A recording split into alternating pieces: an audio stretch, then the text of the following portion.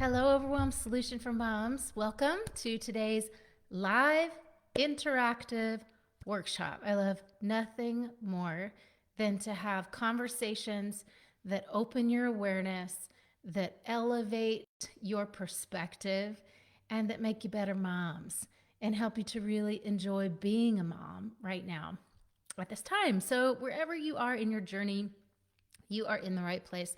Whether you have babies or whether you are preparing to release kids off into the world that are moving out of your home, you're welcome here.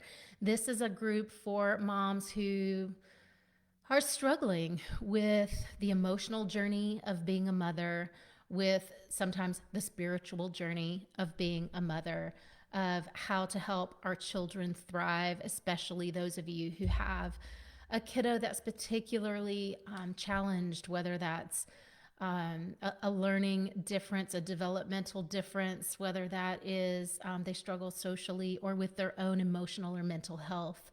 This is the right place for you to find support and strategies and techniques to make your journey a bit more enjoyable, full of ease. I do help clients in my 12-week intensive program called Awaken Motherhood. I've been a clinician for a really long time and created a system that at this point is a beautiful intensive 12-week program for moms who are looking for a strategic proven path to upgrade and up level their identity through this phase of life in motherhood. And we are eliminating overwhelm in that program, as well as a lot of folks who've been living with, complex trauma from when they were really young, or people who've experienced traumatic experiences as a mom, or sometimes that shows up as trouble in your marriage and conflict, and you want to stop the fighting.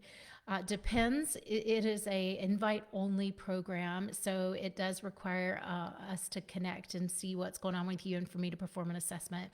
But listen today to take what you can with you around this topic of creating more control, more ease, more flow, and less struggle and less overwhelm. So welcome to today's live workshop. Really calling you in to participate today, to acknowledge what's landing for you and the things that you struggle with, and really show up for yourself today by listening fully, by engaging, interacting. If you have questions, if you have comments, this is an open forum, and really looking to help some people today.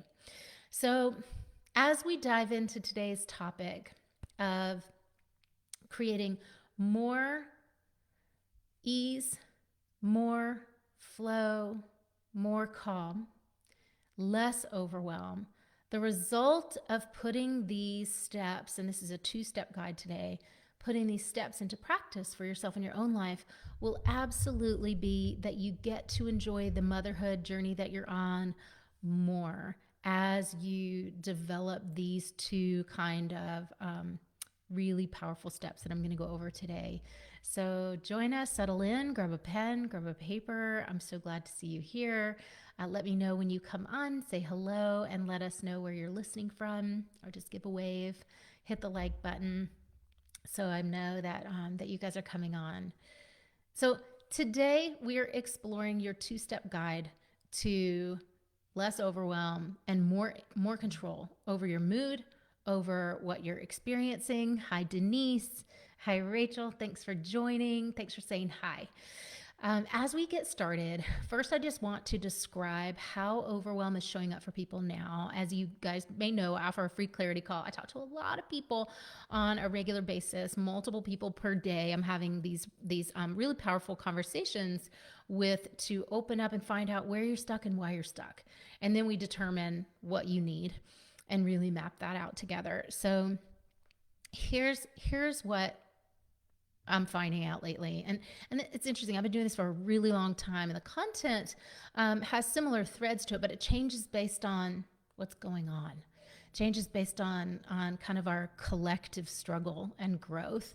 So overwhelm is feeling cranky, annoyed, tired. There's a lot of tired happening right now, feeling tired, depleted. The tank is empty. Some of you have kids going back to school soon and are looking forward to that relief and that shift of taking a deep breath after summer and pouring a lot into your children. So that is a wonderful thing to enjoy that. I know for myself, my children have just started back to school, and I have a little bit of space here to come and be with you and really be in flow state again in my work, and that does feel really good.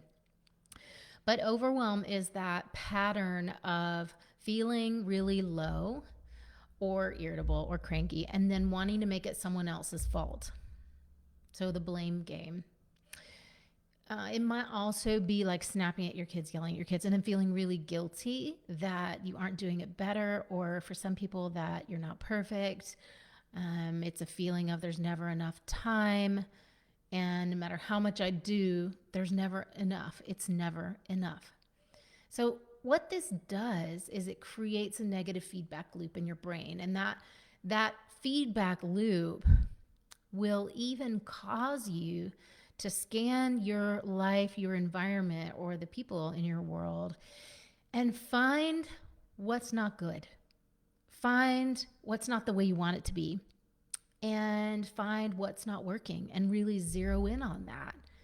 And what's the result of that? Feeling less and less control over yourself and your life.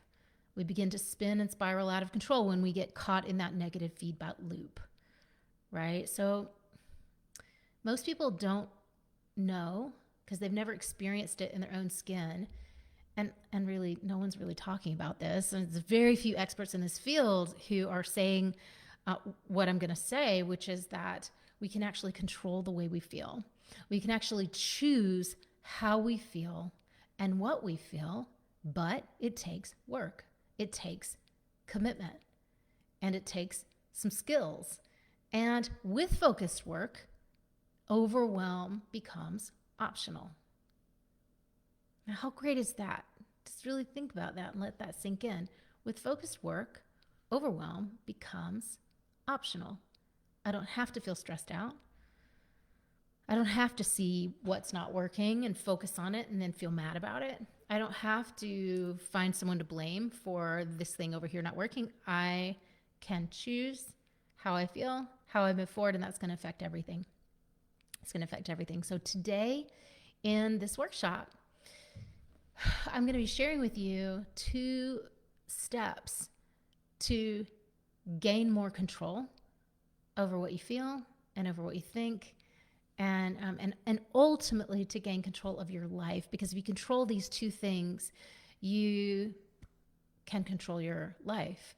And that's such a wonderful, empowered place to live, right? So we already know, you guys are smart enough to know we can't control our children. We can't control what they feel. We can't control a partner and what he or she does, what he or she feels. Those things are off limits. However, those are very small pieces of the pie. And the rest of the pie, the things we don't often realize and aren't conscious of, are pieces that we can control, that we do have control over. And I mean it when I say overwhelm is absolutely optional. If you have the right system in place and you are working it in certain ways, you really can live free of that day in, day out struggle mode, feeling tired, feeling defeated, all these things. So here's what it takes to love yourself, to love your life, and to have strong, healthy relationships around you, especially with your children, but with partners, with parents as well. Okay? So you guys ready? Let's dive in. Thanks. I see a few more of you joining on and commenting. Thank you for saying hello. Let's dive in. So what we're going to do, again, if you haven't met me, my name's Honor. Awaken Motherhood is my business. I'm founder of this group, Overwhelm Solution for Moms, and I've been helping moms for, I don't know, I've been saying 18 years for a few years now, so probably at 20 now, to eliminate patterns and cycles of generational trauma that create overwhelm, to really heal the mental and emotional wobbles that crop up in motherhood and get in the way of loving your children and loving what you do in life and fully expressing who you are at your core. And man, that is so freeing, right? So let's dive into step one. Step one is get control of your mind. We're going to be covering two areas today again. First half the battle, and maybe more than half. Rachel, as you will know, Rachel's on live today. Step one, get control of your mind. Now, most people don't know what the mind is. I'm going to just name a couple things here so that you have a more complete or full understanding of what the mind is. This is bigger than get control of your thoughts. This is bigger than get control of what you look at and what you focus on. You know, if you follow in circles of in spiritual circles or circles of, you know, the laws of the universe or creating your reality, or you have a very strong faith, you have likely heard that what you look at grows stronger. What you focus on gains momentum.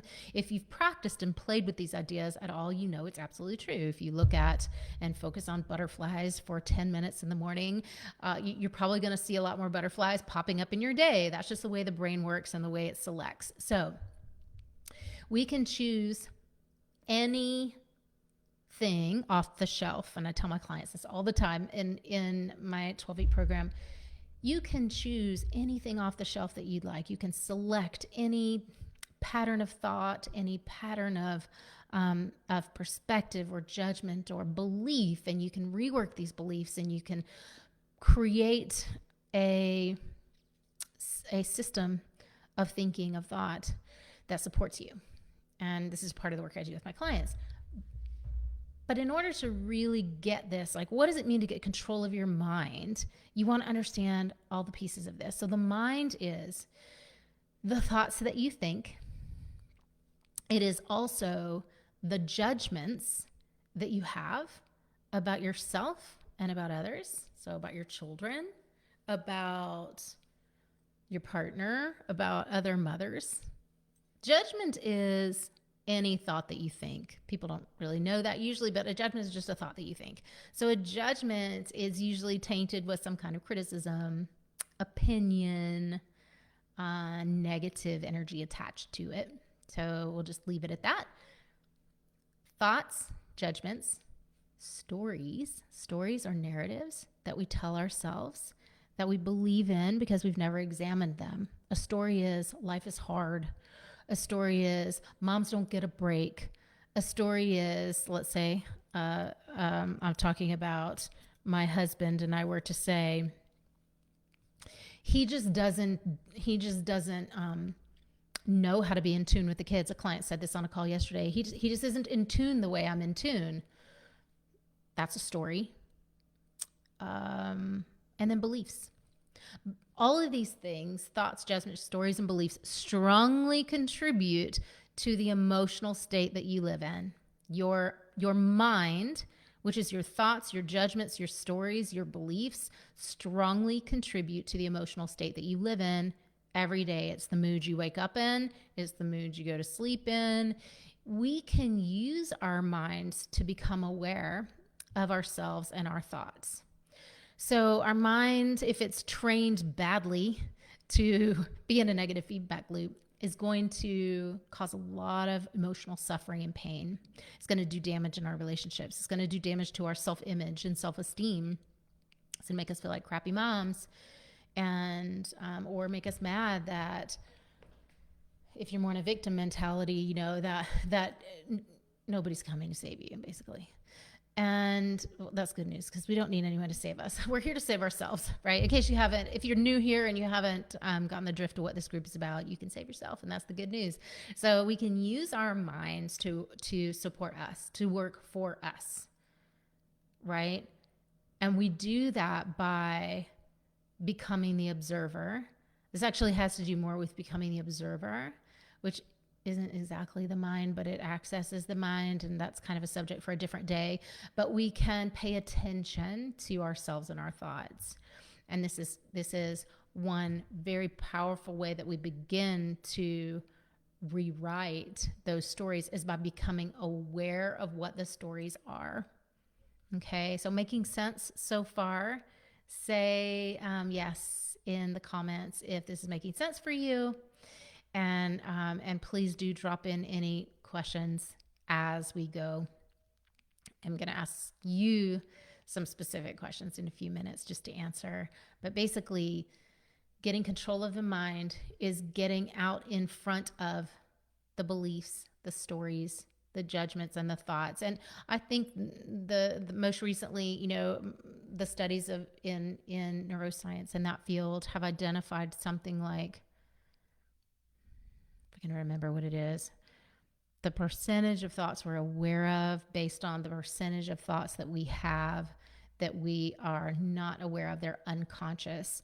It's like, 2% we're noticing. And those are people who do meditation, who have awareness practices, who are pretty self-aware. We consider these people self-aware because they're observing themselves. They're listening to what's going on in their heads. That's a very small amount of thoughts that we actually can gain control over, and a whole bunch that are pulling the strings behind the scene and making you think the things you think, that life is hard, that kids are going to not be able to have healthy relationships in the future, or that your partner is the way that he or she is, and that's why things are so hard. Like, these are just a lot of really damning stories that people think. So in short, changing the way you think as well as what you think, so we're talking quality of the thoughts, will change your life, because what you focus on grows. So what you focus on grows in your life, in the reflection that your life gives you. It cultivates certain qualities in you and your personality, in your relationships, and it also calls out qualities in your children and in your partners that mirror that goodness in you.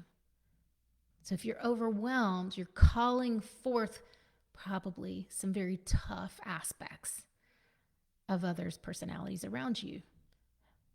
Possibly blame or helplessness, or a partner who's burned out and avoiding you because they don't want to be in your energy, right? So if you've seen these things, you need to understand this is what you're putting out that's calling that back to you.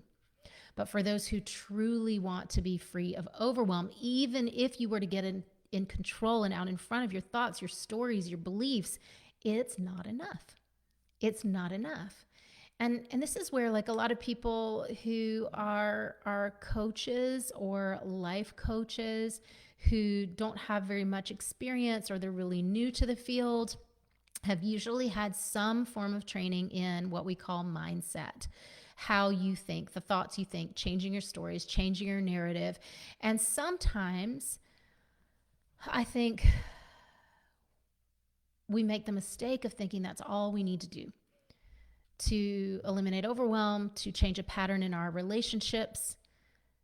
Sometimes we think if I just change my thoughts, then my relationship with my 13-year-old is going to get so much better. And then it doesn't. And then there's this, why is this so hard?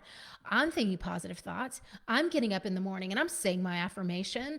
I am meditating. I am praying. I am journaling. I am going to therapy, for God's sake, for 5 years. Nothing is changing. And I hear this a lot on calls. There's a lot of frustration around this.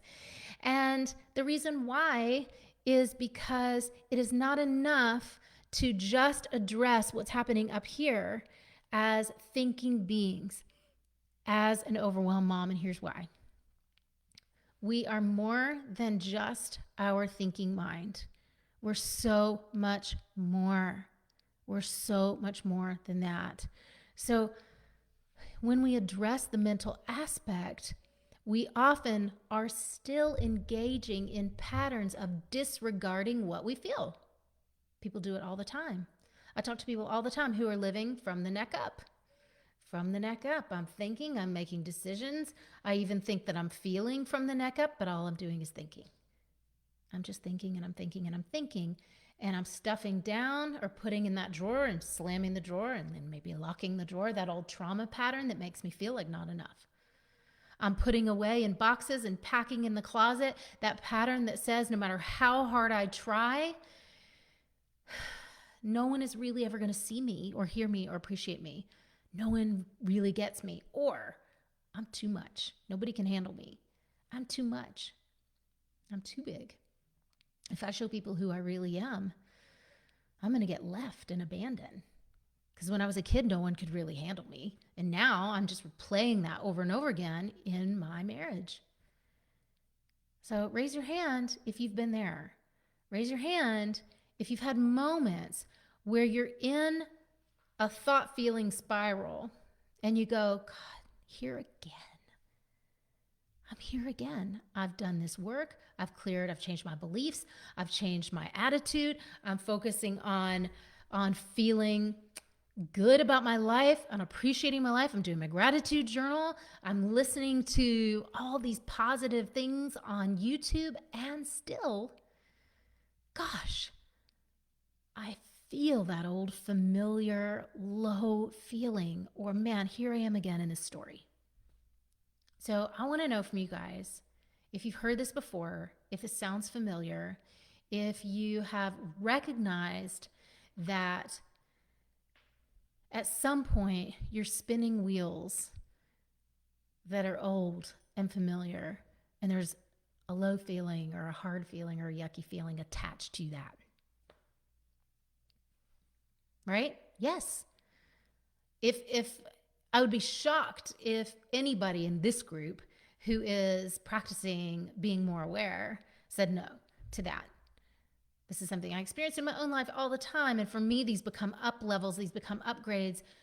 For our clients in Awakened Motherhood, these become transformation, right? Transformation. Sometimes, make an offer to help someone to have a transformational experience out of overwhelm in our program. And there's a lot of hesitation or anxiety around that. When we explore what that is, someone will say, I've tried so many things, and how do I know that this is going to work? It's just another thing I'm going to fail at. And the answer to that is that when you are working on the problem of eliminating that trauma pattern that causes you to feel like a failure or give up on things, and you resolve that pattern, then you come out in a new place, out the other side, free of that pattern. So how beautiful is that, right? So let's talk about the second step.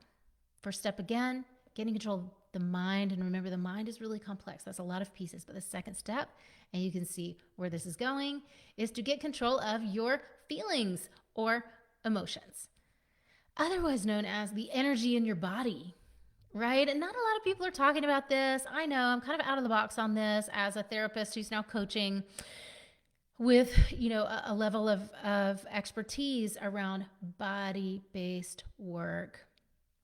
And the thing about emotions is that they live in the body, you guys. They don't live up here.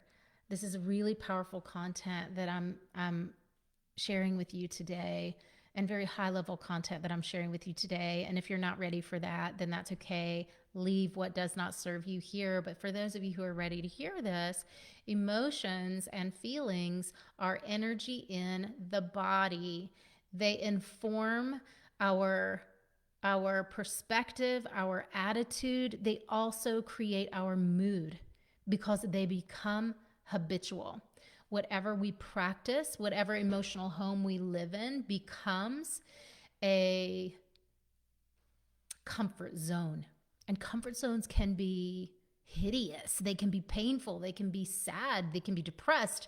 They can be uncomfortable even. But I use the phrase comfort zone, the label comfort zone, to say it's a place you settle into, it's a place you get used to, and it's a place that even no matter how miserable it is, you don't want to leave. It's too scary to leave. You don't know what else is out there, and it feels safer to stay with what's known, right? Misery is safer than the unknown, right?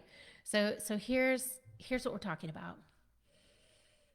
When we're talking about getting in control of your feelings, how you feel, what you feel, your emotions, we're talking about getting in charge, out in front of, proactive about creating what you feel and how you feel it. Not just what you feel, but how you feel it. And often, most people who come to work with me, been to therapy 5 or 10 years, they have no idea the difference between a thought and a feeling. And I was shocked when I learned this. As a therapist working with people, it seemed not that surprising. People would come into my office and they hadn't really ever done that explorational work before. They hadn't had any kind of curriculum or content or learning on what's the difference between kind of mind and emotions, or thoughts and emotions. And this is so basic, you guys. And if you just take one thing away from today, it's learning the difference between when you're thinking and when you're feeling. Okay. So you have a lot of clients who've been to one-to-one therapy, individual therapy, paying out of pocket $250 a session every week for 3 years, 5 years. Some who joke and call themselves lifers, over 10 years. That's a lifer in therapy, who could not identify the difference between when they were thinking and when they were feeling, and what the difference was. I'm going to share it with you now. So a thought is an idea that you think. It happens in words. We can put words to it. We can, it might sound like talking. It might sound like an opinion. Again, a judgment, a belief, a story. Example of a thought. This tea is so delicious, right? I'm really loving this tea. So I'm on the wavelength right now, the frequency of satisfaction. It's so satisfying to share content with you today. That's a thought. It's so satisfying to know that I'm having an impact in millions of people's lives who my webinar and masterclass have touched. That's so satisfying. It's so satisfying that I have my favorite tea today from my favorite coffee shop, and I remembered to put it in the mug that keeps it hot for this talk. Okay, those are thoughts. But can you tell there are feelings attached to that, right? Alongside those thoughts, there's a feeling. So bonus points.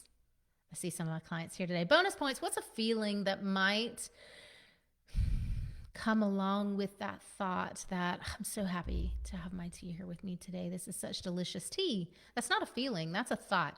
What is the feeling? Drop in the chat. Let me see a comment of who can name a feeling or emotion that goes with that thought. Ooh, that's a good one. Comfort. Heck yeah. So comforting. It's so comforting. I feel so supported. And some of you might laugh, like tea supports you, but like I am next level guru in winning at motherhood. This is what I do. So for me, everything that I have created in my world that brings comfort and ease and rest and joy and playfulness and childlike curiosity and wonder is an amazing form of support. Okay, so totally satisfaction. That's a feeling. Oh, it feels so good. Satisfaction feels restful and peaceful, doesn't it? Okay, you got the idea, right? So the feeling is in the body. It is not up here. It is not from here up. It is not from the neck up. It is in the body. Might be here in my heart. Might be in the back of my heart. Relaxing across the shoulders. Might be in my belly, feeling like just soft belly. Might be in the lungs, like expanded feeling. Okay, you got the idea. So feelings, when we don't have control of them, and most people do not have control of their feelings, we can see it all the time in road rage, in terrible news, in our reactions to our children, in a partner's reactions to us, whatever. Most people do not have control of their moods. They don't know how that works. Mood is what we settle into that becomes habit. We can get stuck in those. Then we become bitter. We become overwhelmed. We become resentful. We become ultimately hopeless and feel despair. Okay, and a lot of people who reach out to me are already there. They're already there. They have let it go for way too long, and they're to a place where they're so entrenched in a habit of feeling frustrated, in a habit of feeling exhausted, in a habit of feeling hopeless about one of their children or how to support them, feeling hopeless or in despair that things can get better, That is when your feelings get into a stuck mood, okay? So drop in the comments a feeling that you know is a pattern that has repeated itself in your life before that you have been stuck in. So what's something that you might even now get stuck in that, or you just feel blinded by it, and you notice when you get in it, like everything kind of collapses on itself. So drop that in the chat now. Let's see what some of those are. What is your habitual emotional state? So most of our feelings, most of them, almost all of them, for especially whatever you've conditioned most, whatever you've practiced most, that's your kind of emotional state, your habitual emotional state. These are set emotional default places that just replay day after day. So we kind of, each of you live in a particular emotional frequency that feels familiar, right? Some of you that might be happy. Some of you that might be energized. Some of you that might be CEO of your family, and you are rocking that, and that is the identity you live in.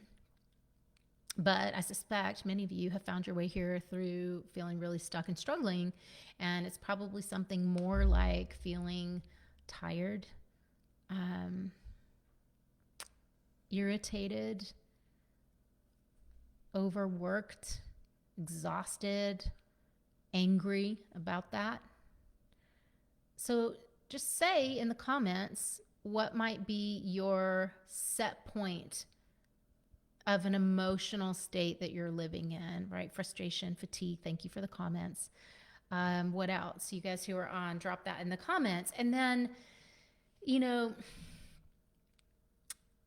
part of changing that, part of getting in control of what you feel and in your mood is really, you can't change anything that you're not aware of. You can't change anything that you can't notice first. And so sometimes I'll do a challenge in this group, and thinking of leading one again here soon to help you guys as kids go back to school to really focus more on you and on your growth and on what you actually want.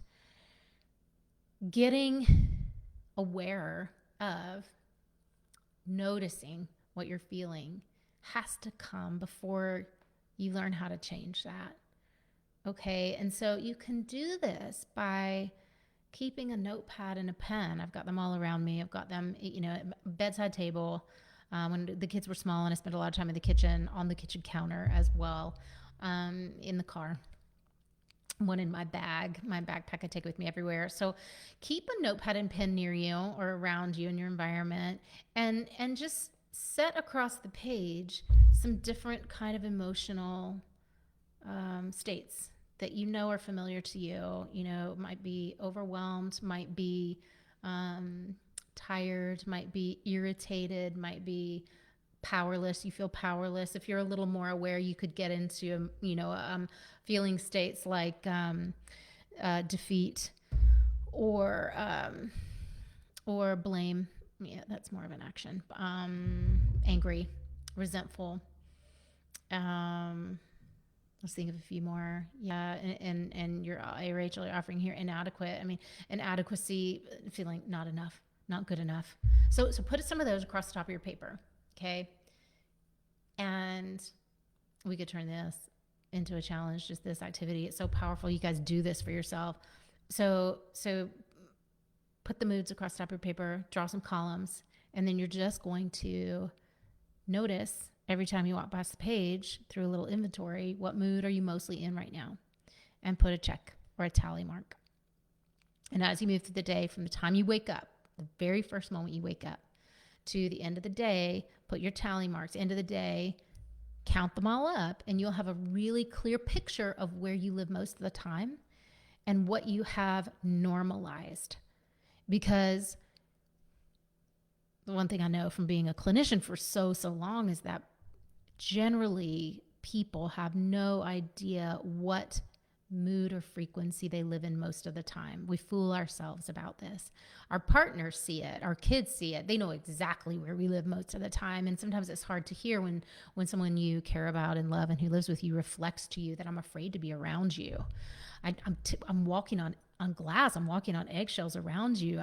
That's why I'm tapping out early and going to bed and not wanting to spend time with you. That's why I'm doing my own thing. That's why I'm just playing with the kids. Like you're like toxic to be around. Sometimes people reach out to me after they've heard that had that talk with a partner, or it can go the other way. You feel that way about your partner and you feel like you're sinking and you can't hold that. And you're just saturated in that, like, that stickiness of that mood and similar problem, different, same solution, but slightly different kind of landscape. When you're in that's habituated. That becomes your norm, and it's so norm. It's so normal. It's so familiar to us that we're not even aware that we're living in that place, right? So awareness is the first step in both mental health and your emotional health and well-being.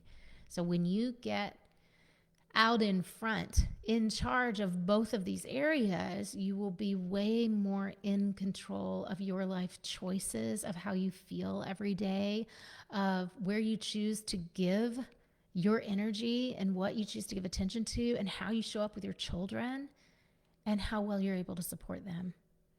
Be able to hear your intuition so much more and respond from that place of wisdom rather than from just up here, old stories, thoughts, and judgments. So, this is something that in Awakened Motherhood with our clients, and I see this so clearly through the process, through 3 months. And again, like, this doesn't take 10 years.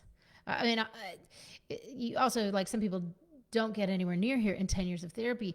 You learn how to notice yourself. You learn insight into why you feel so traumatized, but there is no curriculum in therapy. There's no content. There's no internalizing new strategies and techniques in a really controlled way. And so it's very difficult to have that transformational change. And what we see with our clients is that we're transforming that baseline emotional home that people settle into in motherhood that feels so yucky, from hard and tiring and overwhelming and unappreciated, to ease, to convenience, to fun, to lightness in their emotional world. And that just makes motherhood such a fun journey. It makes it so much more fun to be with your children when you have that kind of set point. Make sense? So this creates more happiness and lightness in you, which fills you up and spills over into lightness in the family, into groundedness in the home, into clearer communication. And these are tools that we teach, specifically communication boundaries and all these things are a part of. Once you get to that new set point, then you have to kind of learn new ways of bringing that into your relationships in a proactive way to up-level your marriage, to up-level your parenting. So all these things create more happiness. All these things create better connection, better communication, more confidence in you. And that's the power of being in control of not just your mind, but of your emotions, of how you feel and what you choose to feel. And it is a choice. It really completely, totally is optional to feel overwhelmed, to feel powerless, to feel stuck. That may be a result of life you've lived up until now. And really hear me when I say this. I know trauma is real. Trauma is any experience, just to clarify this for people who are like, I haven't experienced trauma. Trauma is any experience where you felt in that moment unsafe. You felt like something horrible could happen to you. Maybe you felt you could die. Maybe you felt like your whole being could have just been wiped out, or you had to go to such a withdrawn place just to get through that experience that you got stuck in that place, and you felt okay, and then motherhood happened, and now it comes back around. It comes back around more and more and more and more, and you feel like you're on that carousel of, why do I keep feeling like not enough? Why do I keep feeling like I can't do this? And you can do it, but it's a lack of having the right skills.